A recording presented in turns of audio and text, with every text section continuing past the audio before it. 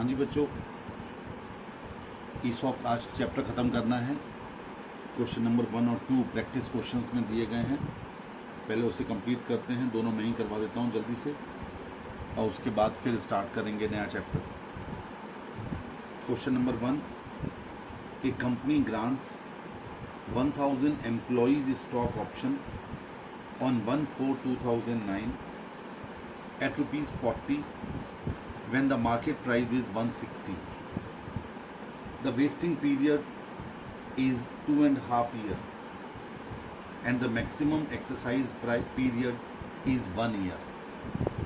300 unvested options lapse on 31/3/2011 यानी दूसरे साल के एंड में. 600 options are exercised on 30th/6/2012. 100 option lapse at the end of the exercise period. Past journal entries giving suitable narrations. अब जरा ध्यान दीजिए, पहला साल था 31/3/2010 को खत्म होने वाला, एट द एंड. ये फर्स्ट ईयर था, ठीक है. इस फर्स्ट ईयर में आपको कुछ पता नहीं चल पाया कि कितने ऑप्शंस लैप्स हो गए, तो आप लिखेंगे नंबर ऑफ ऑप्शंस 1000 थे इस ईयर के एंड में, और फेयर वैल्यू थी, फेयर वैल्यू ऑफ ऑप्शन ₹120, 120, ठीक है.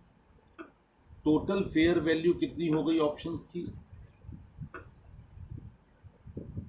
Fair value of options 1000 into 120, 1,20,000.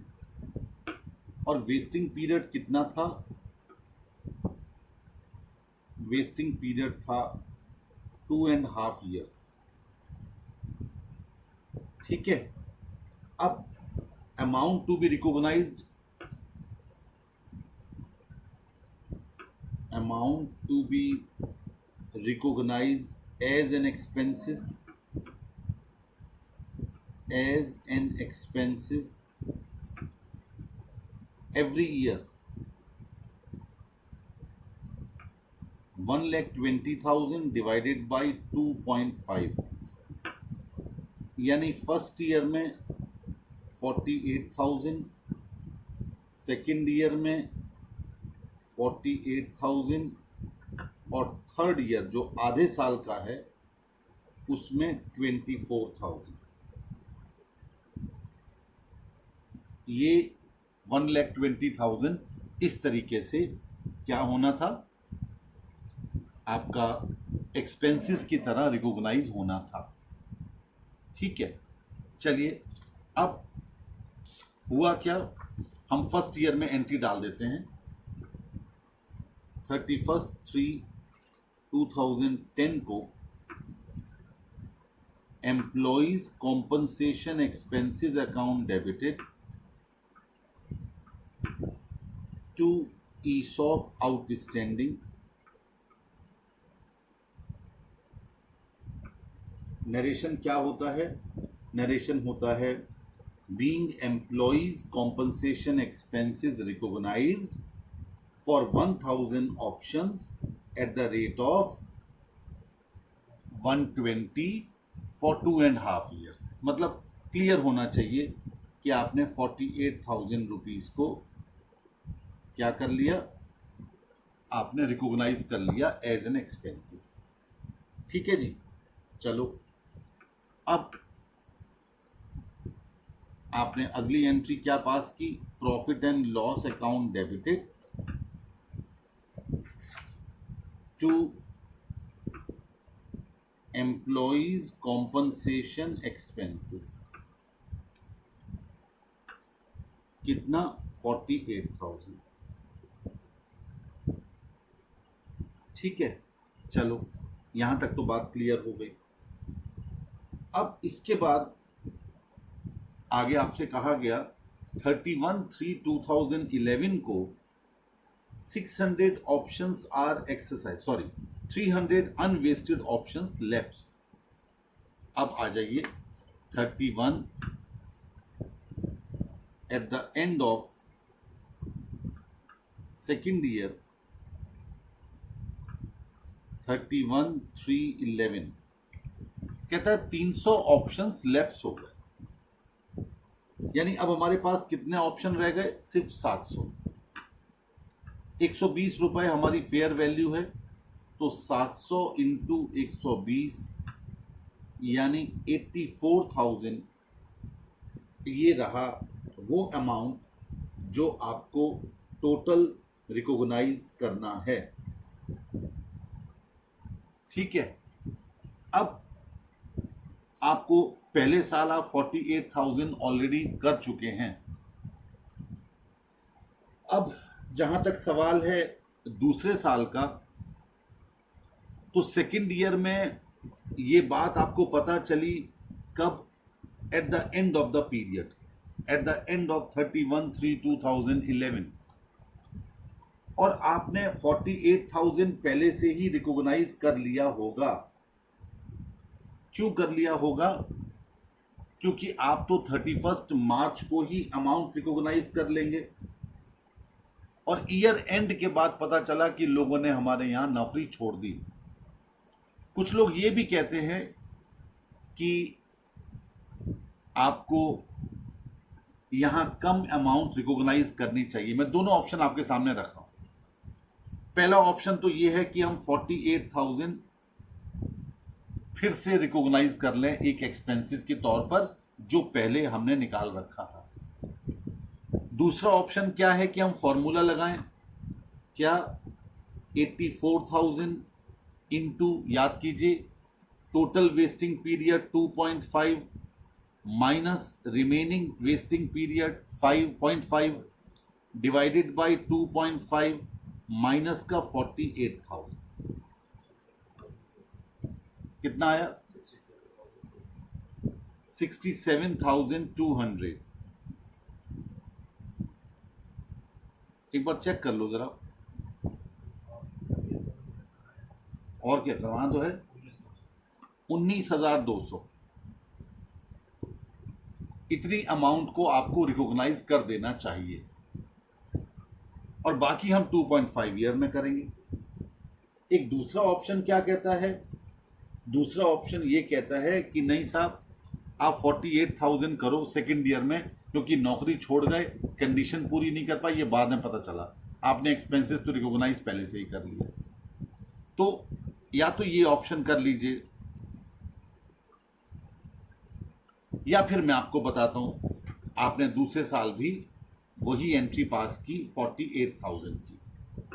ये लीजिए 31/3/2011 employees compensation expenses account debited to ESOP outstanding 48,000 और profit and loss account debited to employees compensation expenses account again 48,000। अब देखिए, आप 96,000 रुपीज कॉम्पनसेशन के लिए रिकॉग्नाइज कर चुके हैं, जबकि 700 पर 84,000 आपको रिकॉग्नाइज करना था। तो आप क्या कीजिए, आप सेम डेट को, क्योंकि डेट वही चल रही है, 12,000 रिवर्स कर दीजिए, क्योंकि आप रिकॉग्नाइज कर चुके हो 96,000, और 2.5 साल में सिर्फ 84,000 ही होना चाहिए 700 ऑप्शंस पर 120 के हिसाब से।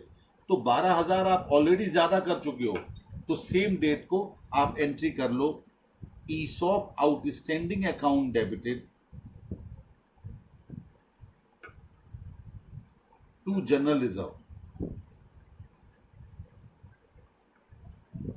यानी जो P&L में आपने 12,000 रुपए ज्यादा डाल रखे थे, उसके लिए आपने रिवर्स एंट्री पास किया। अगर आप 19,200 करते जैसे अभी हमने निकाला, तो 2.5 साल बाद आपको फिर रिकॉग्नाइज करनी पड़ती है अमाउंट आधे साल वाली, तब भी यही आता जो अब आ रहा है। और इधर आपने क्या किया, 48,000 पूरा पूरा रिकॉग्नाइज कर लिया पहले साल में, दूसरे साल में। अब टोटल अमाउंट कितना रिकॉग्नाइज हो गया, 96। और 700 ऑप्शन पर कितना होना चाहिए था, 84। तो आपने 12,000 रुपीज रिवर्स एंट्री पास करके वापस ले लिया। और अब 2.5 साल बाद हम कोई एंट्री पास नहीं करेंगे। यानी कौन सी डेट पड़ रही है 2.5 साल बाद, 30/6/2012। तो 30/6/2012 को आपने कोई एंट्री पास नहीं करनी। फिर डायरेक्ट आप एंट्री पास करेंगे किसकी, एक्सरसाइज ऑप्शन को एक्सरसाइज करने वाली। और अब वो कहता है सिर्फ 600 ऑप्शन एक्सरसाइज किए गए, तो आपने एंट्री पास की, bank account debited 600 into 40, 24,000। ESOP outstanding account debited 600 into 120, 72,000। To share capital, equity share capital 600 into 10, 6,000। To security premium 90,000, 600 into 150। अब 100 ऑप्शन वो थे जो वेस्ट हो गए थे और वो लैप्स हो गए, वेस्टेड ऑप्शन लैप्स। तो उसके लिए एक और एंट्री पास की जाएगी, ESOP outstanding account debited to general reserve. आपने ऊपर भी ये एंट्री पास की थी, वो अनवेस्टेड ऑप्शन लैप्स वाली थी, यहाँ वेस्टेड ऑप्शन लैप्स वाली है। और ये 12,000 रुपए से आप एंट्री पास करेंगे, यानी 100 ऑप्शन मल्टीप्लाई बाई 120। तो ये भी एक कंसेप्ट है आपको एंट्री पास करने का। पहले साल में 48, सेकेंड ईयर में 48, थर्ड ईयर में आपको रिवर्स कर देना है 12,000 रुपए। नीचे आंसर भी इसी एस्पेक्ट में दिया गया है, क्योंकि ये क्वेश्चन शायद आपकी स्टडी में भी है, एक बार चेक कर लेना। तो उन्होंने इसी टाइप से कर रखा है, तो मैंने आपको इसी टाइप से करवा दिया।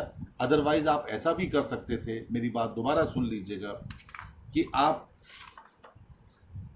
जैसे हमने अभी निकाला था टेबल में, सेकेंड ईयर में आप 19,200 रिकॉग्नाइज करते, और 2.5 साल में फिर आप क्या करते, 84,000 into 2.5 minus 0 divided by 2.5 minus 48,000 plus 19,200। दो चीजें आप रिकॉग्नाइज कर चुके थे, 48 पहले साल में और 19,200 दूसरे साल में। निकालिए कितना आया,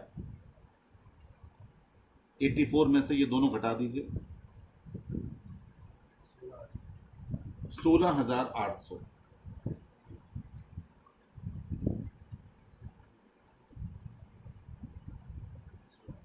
16,800 फिर आप 2.5वें साल में करते।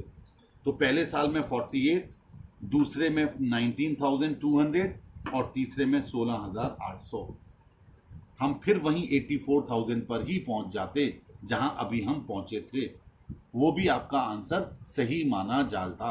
ये हमेशा ध्यान रखिए, दोनों ऑप्शन आपके सामने खुले हुए हैं, या तो पूरी रकम रिकॉग्नाइज करके फिर रिवर्स कर लीजिए, या फिर आप उसी प्रोपोर्शनेट फिगर को ही रिकॉग्नाइज कीजिए एज एन एक्सपेंसेस। ये तो था प्रैक्टिस का क्वेश्चन नंबर 1। अब प्रैक्टिस का क्वेश्चन नंबर 2 कर लेते हैं, जिससे ये चैप्टर कंप्लीट हो जाए।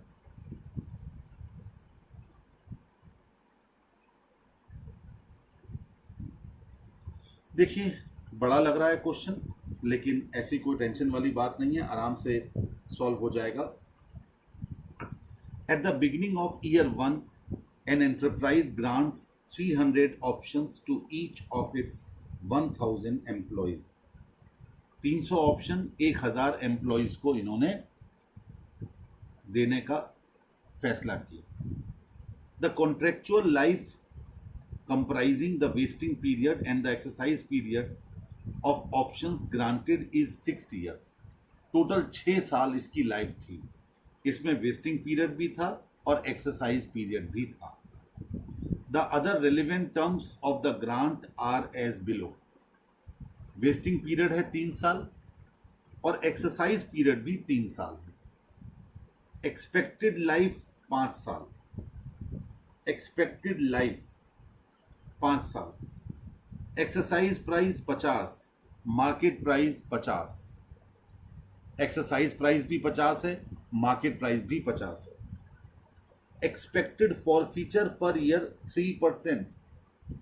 एक्सपेक्टेड फॉरफीचर यानी हमारे एम्प्लॉइज 1000 हैं तो 3 साल का वेस्टिंग पीरियड है तो 3% हर साल फॉरफीचर होंगे यानी कि लोग छोड़ेंगे. The fair value of options calculated using an option pricing model is 15 per option. 15 रुपए पर ऑप्शन की रेट से क्या था, ये फेयर वैल्यू एक ऑप्शन की थी जो कि ऑप्शन प्राइसिंग मॉडल से निकाली गई. आपको इस मॉडल पर नहीं जाना, फिलहाल बस सॉल्व करना है question.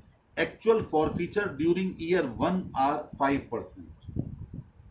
And at the end of year 1, the enterprise still expects that actual forfeiture would average 3% per year over the 3-year vesting period. कहता है पहले साल में फॉरफीचर 5% हुए, लेकिन ये एंटरप्राइज अभी भी मानकर चल रही है कि 3 साल का एवरेज 3% ही आएगा जो उन्होंने पहले सोचा था. During year 2, however, the management decides that the rate of forfeiture is likely to continue to increase. दूसरे साल के एंड में एंटरप्राइज या मैनेजमेंट ने यह फैसला किया क्योंकि फॉरफीचर की रेट लगातार बढ़ रही है and the expected forfeiture rate for the entire period is changed to 6% per year. यानी अब उन्होंने ये फैसला कर लिया कि 6% पर ईयर रहेगा. क्योंकि फॉरफीचर लगातार बढ़ रहे थे तो उन्होंने कहा कि भाई हमने 3% जो पहले सोचा था अब वो बढ़कर के हम 6% सोच रहे हैं, लेकिन ईयर सेकंड के बाद. चलिए कोई बात नहीं. अब आगे क्या कहता है, कहता है 200 employees exercise their right to obtain shares vested in their in pursuance of the ESOP at the end of year 5. 5वें साल के बाद में सिर्फ 200 एम्प्लॉइज ही ऐसे थे जिन्होंने की कहा कि हम अपने ऑप्शंस को शेयर्स के रूप में कंपनी से ले रहे हैं. And 600 employees exercise their right at the end of year 6. 600 employees ने छठे साल के एंड में अपना एक्सरसाइज किया वो शेयर्स लेने का राइट. यानी 200 ने 5वें साल में ले लिया और 600 ने छठे साल में, कुल मिला के 800. Rights of 40 employees expire unexercised at the end of the contractual life of the option. Contractual life of the option के खत्म होने पर 40 एम्प्लॉइज का जो ऑप्शन था वो लैप्स हो गया. That is eight the end of the year 6. Face value of 1 share of the enterprise is 10. Give accounting entries. This is the question. देखिए क्वेश्चन में फुल ऑफ वैरायटी है. एग्जाम में इससे बड़ा कोई क्वेश्चन नहीं आएगा. ये बड़ा क्वेश्चन है, 10 नंबर का कम से कम आ सकता है एग्जाम में. देखिए पहले साल में तो कंपनी को पता नहीं था कि एक्चुअल फॉरफीचर कितने होने वाले हैं, तो उसने 3% पर ईयर का अनुमान लगाया था, तो उसी पर हमें एक्सपेंसेस रिकॉग्नाइज करने हैं. लेकिन सेकेंड ईयर के बाद ये रिकॉग्निशन आपका 6% पर ईयर पर चला जाएगा। तो सबसे पहले हेडिंग लिखिए, statement showing calculation of amount to be recognized as an expenses। Expenses के तौर पर हमें कितनी अमाउंट रिकॉग्नाइज करनी है, इसको दिखाया जाने वाला एक स्टेटमेंट। देखिए बच्चे, यहां पर आप क्या कर रहे हैं, कंसीडर, यहां ब्रैकेट में लिखिए कंसीडरिंग एनुअल फॉरफीचर 3%। आप एनुअल फॉरफीचर कितना एक्सपेक्ट करके चल रहे हैं, 3%, जो कंपनी ने पहले सोचा था। अब लिखिए number of options likely to waste after 3 years। Number of options expected to vest. देखिए एम्प्लॉयज कितने थे टोटल एम्प्लॉयज थे 1000। जरा ध्यान दीजिए, 1000 इंटू 97% इंटू 97% इंटू 97%, ये तो एम्प्लॉयज हो गए, इंटू 300 ऑप्शंस, क्योंकि एक एम्प्लॉय को हम 300 ऑप्शन देने वाले हैं। निकालिए जरा कितना आया।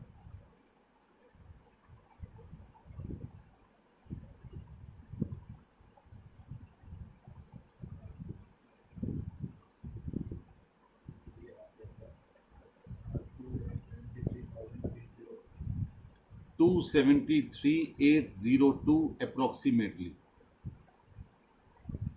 डेसिमल में आया होगा तो अप्रोक्स लिख दिया आपने। इतने ऑप्शंस आपके हो गए। फेयर वैल्यू पर ऑप्शन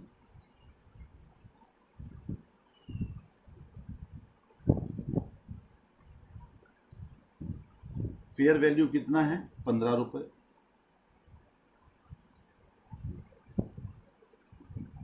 तो fair value of all options,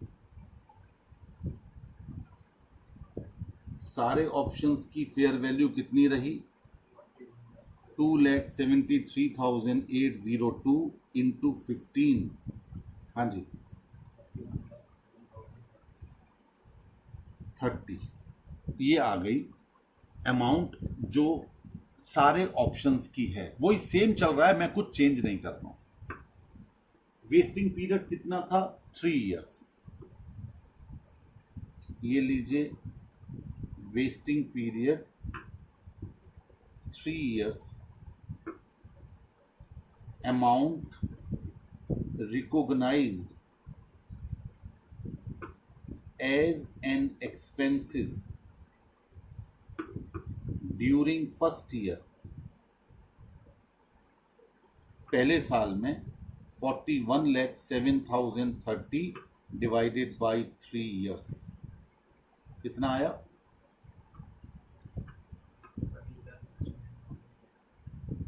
ये लीजिए। पहले साल जो अमाउंट आपको वेस्ट करनी है वो आपने अमाउंट निकाल ली, 1369,010, और आपने इसकी एंट्री पास कर लेनी है।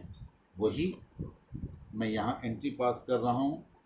Year 1 employees compensation expenses account debited to ESOP outstanding,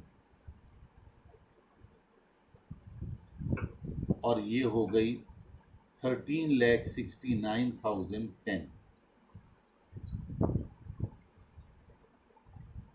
ठीक है, और अगली एंट्री जो आप करते हैं मैं सामने ही लिख रहा हूं, P&L अकाउंट डेबिटेड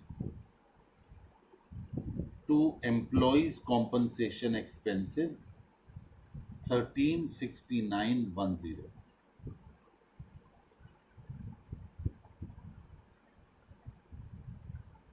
ये लीजिए, ये ईयर 1 में आपने काम खत्म कर लिया।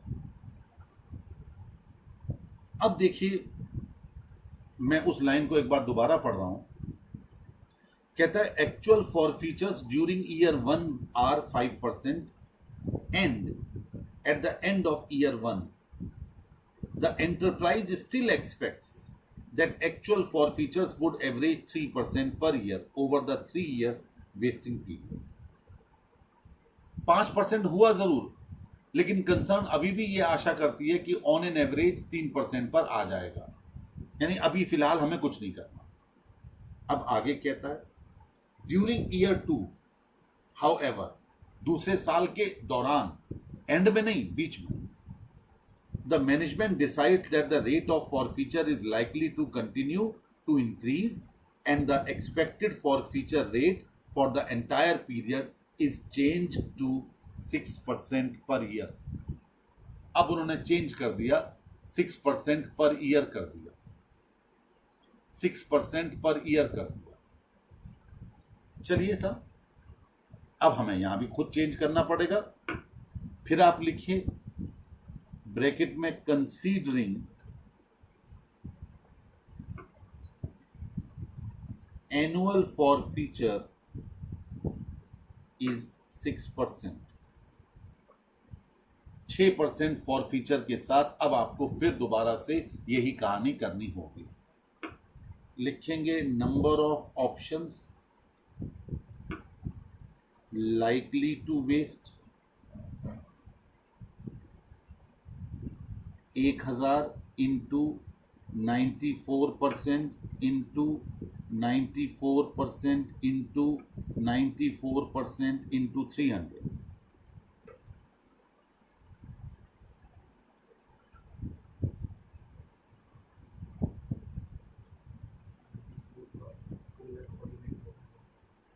$2,49,175 options.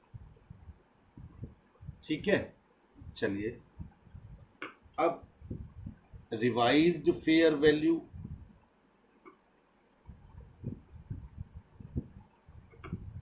Of options 2,49,175 multiply by 15 जी,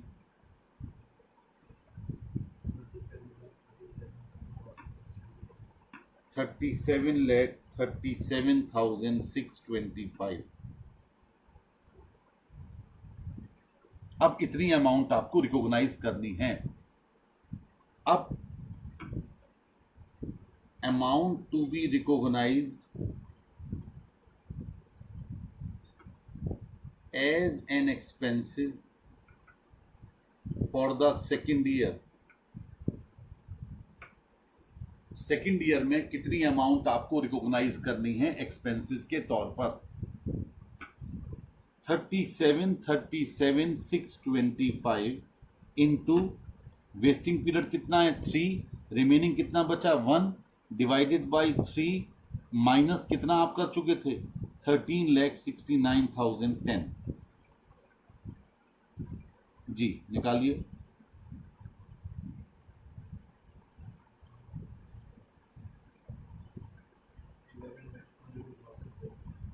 $11,22,740 ये निकल के आ गई रकम जो सेकेंड ईयर में एक्सपेंसेस के तौर पर आपको रिकॉग्नाइज करनी है।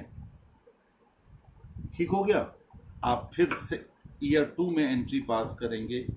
Employees compensation expenses debited 11,22,740 to ESOP outstanding 11,22,740 और फिर P&L में ट्रांसफर कर देंगे। P&L account debited to employees compensation expenses वही 11,22,740। 2 साल का हम काम कर चुके। अब तीसरे साल में क्या हुआ जरा गौर कीजिए। कहता है it is also assumed that 840 employees have actually completed 3 years wasting period. सिर्फ 840 एम्प्लॉइज ने वेस्टिंग पीरियड 3 साल पूरा किया। हमने कितना किया था जरा निकालना, 1000 को 94 से मल्टीप्लाई करके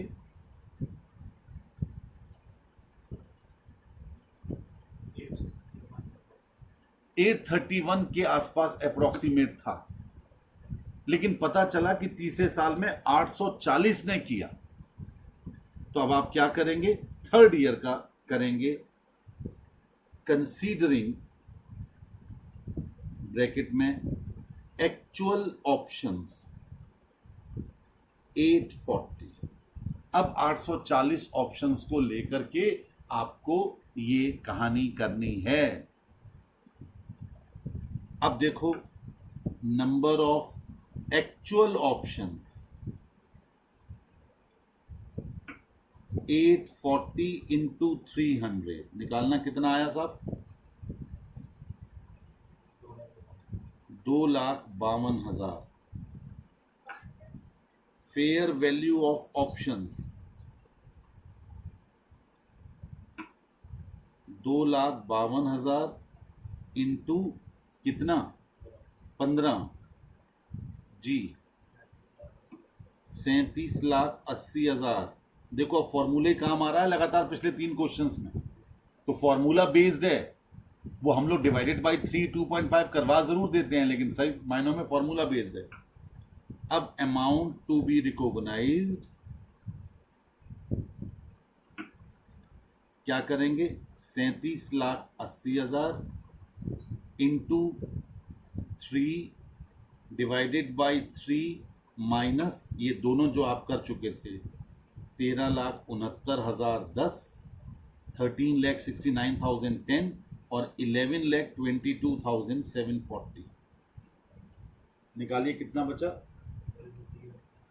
12,88,250। अब ये जो एंट्री आपने पास की थी, ये आप 12,88,250 से करेंगे, यही दोनों एंट्रीज जो अभी तक आपने पास की थी। इसके बाद पहले आप कर लीजिए फटाफट, मेरे पास जगह नहीं हो, मैं अब नया पेज नहीं ले जा रहा हूं, आप कीजिए।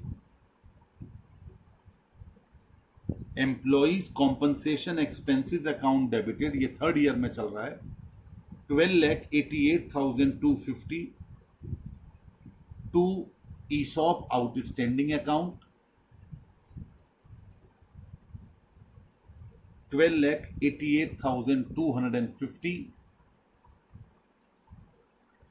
और अगली entry P&L account debited, P&L account debited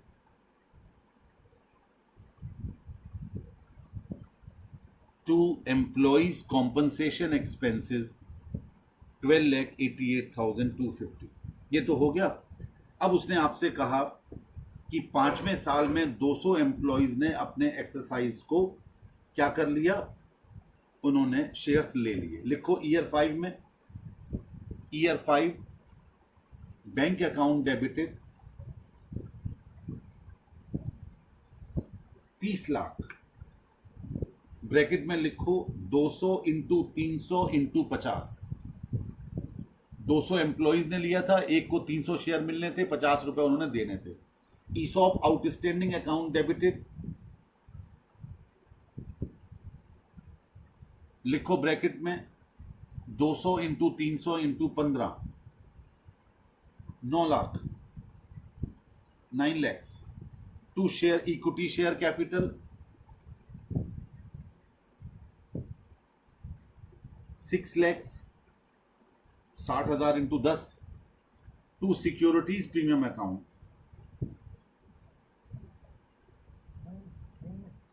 60,000 into 55, 55, total 33 lakhs।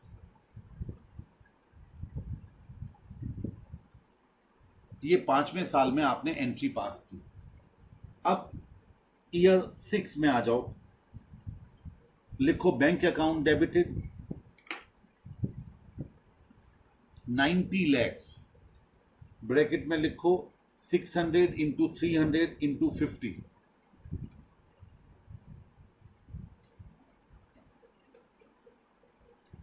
ESOP outstanding account debited 27 lakhs, 600 into 300 into 15, to equity share capital 18 lakhs, 1,80,000 into 10, to securities premium account 99 lakhs, 1,80,000 into 55। आप कहेंगे 55 कहां से आया? देखो बेटे, 50 रुपए तो हम उनसे ले रहे हैं और 15 रुपए खुद बियर कर रहे हैं, तो एक शेयर इसका मतलब 65 का माना जा रहा है। 10 रुपीज की शेयर कैपिटल है तो 55 रुपीज का क्या आ गया? Securities premium. अब आखिरी एंट्री कीजिए, ESOP outstanding account debited to general reserve.